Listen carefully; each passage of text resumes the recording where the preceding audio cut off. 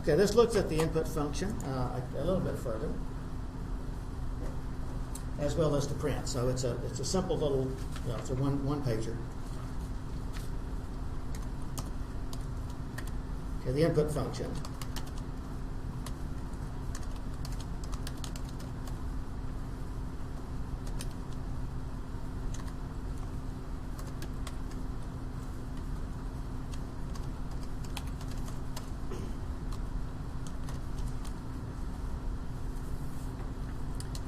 Okay, let's just quickly redo the part of what we did already. And I'm going to input first name and last name. So if you got your previous program up, you can copy and paste it. Input some string data. Now, the purpose of this program here in advance is you've seen that we can input a string type with our input function. What if we want to input an integer? What if we want to input a float? How do we do that? That's what I want to show you here.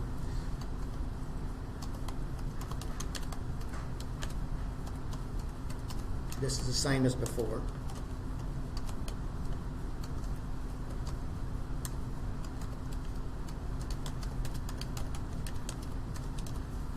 Okay, so a little copy and pasting here. Just change that to last name.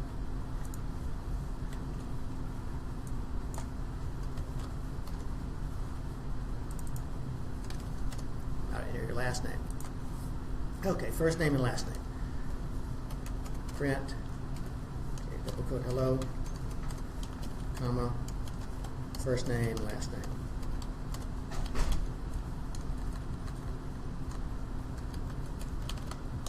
All right, we just did that one.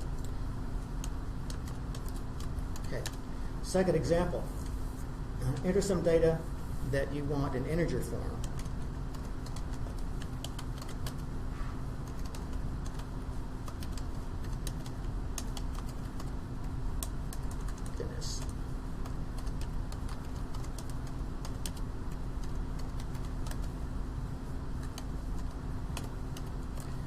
Okay, how do we do that?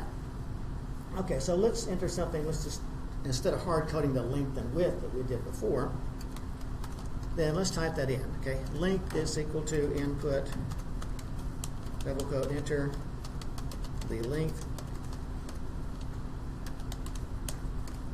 width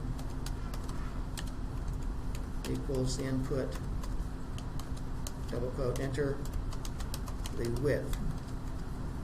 So we're going to compute the area again. The area equals length times width. Okay, print. Okay, area equals, double quote there, area, and I won't get the type this time. Okay, so let's see what happens when we try to run this thing. I need to save it first of all. I didn't do that yet. And you probably have figured out by now that when you save your file, you need to have the .py extension for it to work.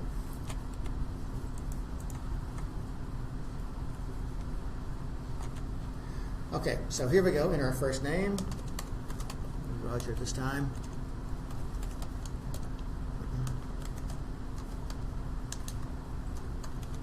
Jones, yes, okay. Hello, Roger Jones. Enter the length. Okay, let's do 3.5 again. And, okay. Well, this is something that you'll also see quite a bit. You know, get used to seeing red characters output in your shell. We'll see it quite a bit. That means you've done something it doesn't like. Name width is not defined. Width equals, well, okay, that looks like, okay, width. You have a dash instead of a... Oh, well, that's one problem. Yeah, I didn't even notice that one. So, yeah, that's a terrible typo there. Okay, let's try it again.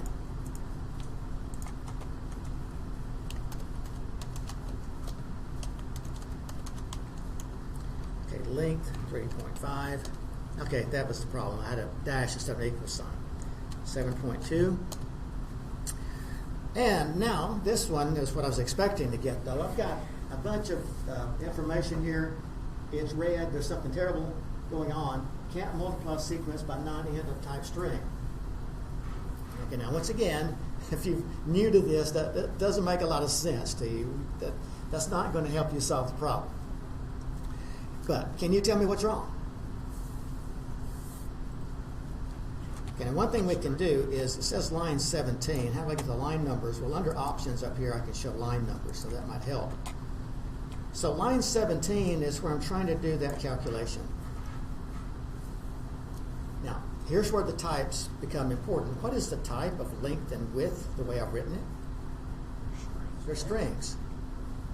Okay, so I can't, if it's like first name and last name, I can't multiply first name by last name, right? I can only multiply numbers. So we need to do something here that will take that string that the input function provides and turn it into a number. And guess what? There's a function for that. All right. So I'm going to take this entire input function and I'm going to put it in parentheses. And outside the parentheses, I'm going to use the int function, which is an integer function. That takes the string, which is returned by my input statement, and then it converts it to an integer. Okay, I'll do the same thing for the width. And be sure to get your parentheses all correct here. Okay, so the int function converts whatever follows it to an integer form. In this case, we're converting the strings that come back from the input function to an integer. By default, the input function always returns a type string. So that's great as long as we're inputting names, addresses, or text data like that.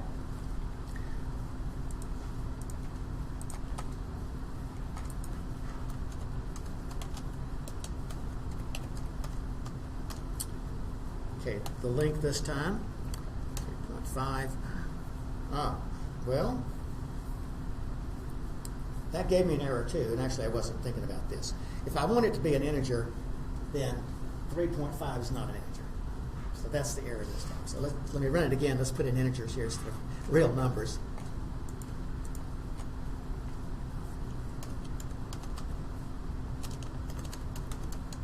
Okay, let's just stick with 3 and 7. Okay, now it's fine. So as you can see, we have to be careful about the types. When I tried to put in a real number and I tried to convert it to an integer, then I got an error message. Okay, so if I want to convert the string to an integer, I've got to put in something that really is a value that can be converted to an integer.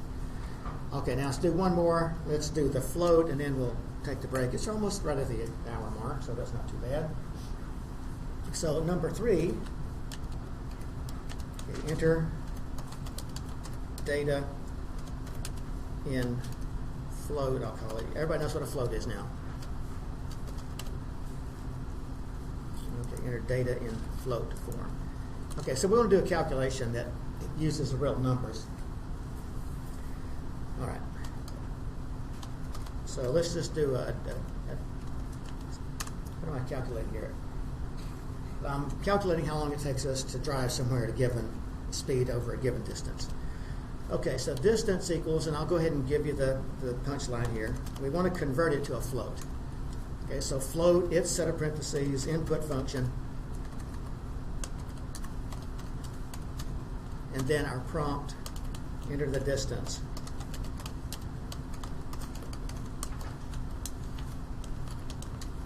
And put another parentheses over there. Okay, now we want the elapsed time. The elapsed time equals float and parentheses input, prompt, enter the driving time.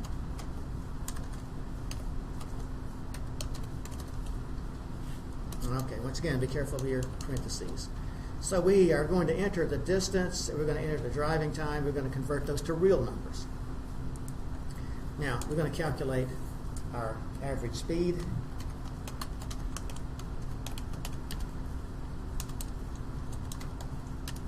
So we just take the distance divided by the time.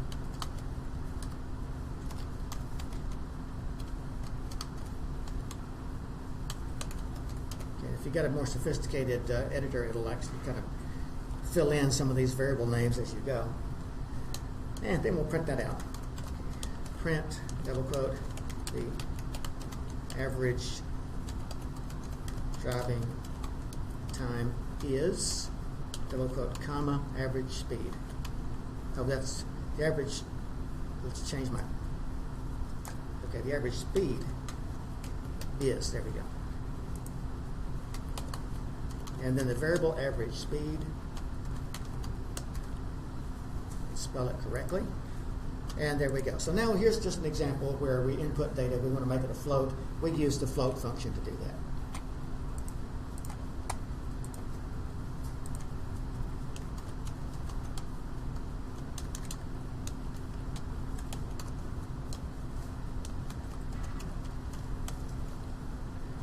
Okay, the first one's an integer, so that was 3 and 7. Area 21, enter the distance. So let's suppose we went 150.25 miles, make it a real number. Okay, the driving time was, traffic was pretty bad, so it took us 4.25 hours. Then there's your average speed. Pretty slow, right? But you see the output is a real number. The other thing that you see is it has a lot of digits over there on the right of the decimal, doesn't it? Let's count them. 1, 2, 3, 4, 5, 6, 7, 8, 9, 10, 11, 12, 13, 14. So those 14 digits, those would be the maximum precision that you can get if this is stored as a 64-bit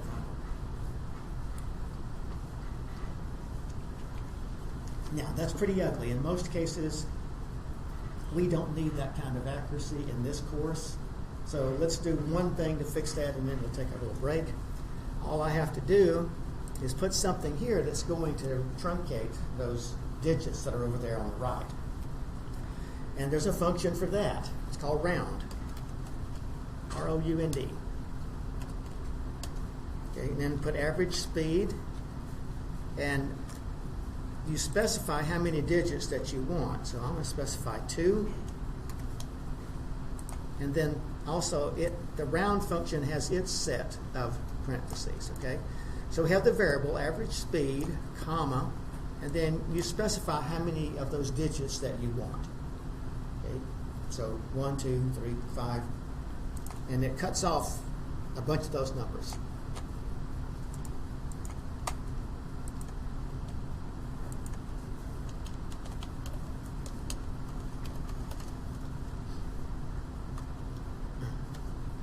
Okay, distance. 6, driving time, say 2.5, and now it looks a lot nicer, doesn't it? Okay, I don't know about you, but I really don't want to see that kind of output unless I really need that kind of precision. All right, so that's the end of this example. Now you know how to handle inputs with strings, integers, and floats. So let's take a short break.